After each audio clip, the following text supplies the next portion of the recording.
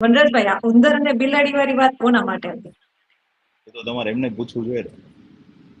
પણ એમ તો તમે બોલ્યા પણ છે તો તમે ત્યાં હાજર હતા, ઉપસ્થિત હતા, આપના પિતાશ્રી પણ હતા અને એનો મોટી એનો સંખ્યામાં એમનો ત્યાં સમાજના આગેવાનો, ત્યાંના ઘોરાશા ગામના લોકો પણ હતા.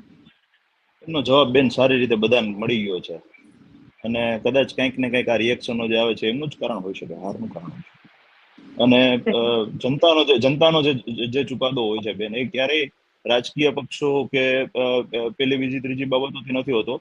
એ વ્યક્તિથી જોડાયેલું હોય છે. અને ખાસ કરીને સ્થાનિક સ્વરાજની વાત કરીએ બેન, તો રાજકીય પક્ષ કરતા વ્યક્તિનું મહત્વ ત્યાં વધુ હોય છે. અને જવાહરભાઈ અમારા આખા વિસ્તારમાં મારા કાકા છે ને હું કહું છું એટલા માટે નહીં, પણ એક સન્માનીય સ્થાન ધરાવે છે.